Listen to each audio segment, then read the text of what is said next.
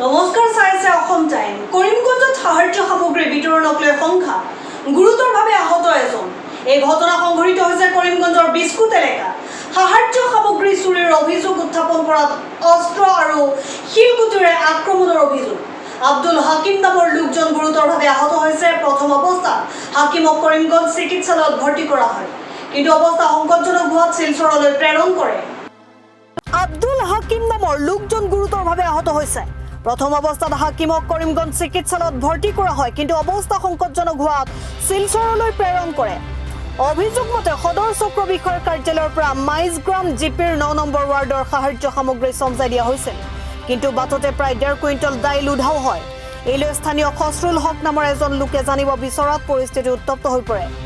এটা সময়ত কেইবাজনো দুষ্কৃতিকাৰীয়ে দলবদ্ধভাৱে খছৰুল হকৰ পিতৃ আব্দুল হাকিমৰ ওপৰত আক্ৰমণ চলাই পিছত মস্তাক উদ্দিন, জুৱেল আহমেদ, ফজল উদ্দিন, সনুহৰ আলী, বাবুল উদ্দিন আৰু আজহাৰ উদ্দিনক অভিযুক্ত কৰি গোচৰ পঞ্জীয়ন কৰা হয়। আৰক্ষীৰ তদন্ত অব্যাহত আছে। সার্কুল তো নে এই সামান আইজ রিলিফ লইয়া আইছি আমরা সবাই মিলিয়া আওয়ার সময় তাকে রিলিফ লইয়া হইছে। ওই সময় দিছে ও মাস্টারকে সমজানি হইছে। মাস্টারে দুইজন মানুষ হইছে যে সাইড দিলাও মোস্তাক মেম্বারে হে আনিয়া দুইজন তার মানুষ উঠাইছে। উঠানির পরে সামান লইয়া যাব আর বিস্কুট সাপ বাড়ি যাবার আগে ওই সময় মাল আমরা ডাইল আইতে যাচ্ছি না ফলাই ডাইল দেখিয়া আমরা হইলাম রে ইনো ভিডিও করছি করিয়া গেছি গিয়া মাস্টারকে জিজ্ঞাসা করছি যে নিনো ওই সময় আনিয়াও বাটো হয়ে যেত। ও ডাইলটা কইলাম স্যার ইনো দেখি ডাইল আমরা সামান ঠিক আছে ওটা কইলাম না ডাইল আর তেল কম। ও সিধা মাল গেল আনোলা বুঝলো মাল বাটো হইলো আপনি যেগুলো মাল নাই এগুলো আপনি দিও বেশি ওটা হচ্ছে মনে কম এখন আমরা কিতাব হওয়ার পরেও মোস্তাকে উঠিয়া হয়েছে তুমি কি ঘুমাতনি হল আর কইতেও মোস্তাক বিবেল তারা মুস্তিল লাগিয়েছে। দেওয়ার পরে তো দেখলাম মাই রইব আমি আই গেছি। আওয়ার পরে আমার বাবা ওই জায়গা বারোইছেন তা শিখছিলানি নিয়া বারোইয়া গেছে আমরা আই গেছি। ও মোস্তাকে জিজ্ঞাসা করে আমার বাবারে দাদি ছেড়ে মারছে আর জুবেলে উঠিয়া ফান্তর দিয়ে আমার মাথা বাবার খুব বেশি আঘাত করছে। বর্তমানে শিলচর মেডিকেল কলেজ আছে করিমগঞ্জ নিয়ে রাখছেন। এখন আমরা কেস করছি।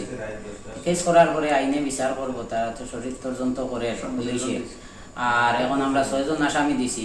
News desk report Assam time. Assam time, Assam time, ৰাইজৰ কণ্ঠ অসম টাইম। ঘৰত আনন্দ আৰু সম্পৰ্কৰ চমক বজাই ৰাখিবলৈ জৰুৰী হৈছে সকলো আনন্দময় মুহূৰ্তত মৰমৰ উপহাৰ দিয়াটো। সেইবাবে মধুশ্ৰী জুৱেলাৰ্ছে আনিছে সকলো ৰঙীন ক্ষণৰ বাবে বিশেষ গহনা। হীৰাৰে হওক, সোণৰে হওক বা ৰূপৰে হওক, শ্ৰেষ্ঠ ডিজাইনছ আৰু হলমাৰ্কযুক্ত গহনাই ৰাখে সম্পৰ্কক নিখুঁত। তেনেহ'লে আজিয়ে আনক আনন্দ মধুশ্ৰী জুৱেলাৰ্ছৰ সৈতে। যোগাযোগ কৰক 7028000341 নাইবা ভিজিট কৰক LNB ৰোড, নলবাৰী, অসম।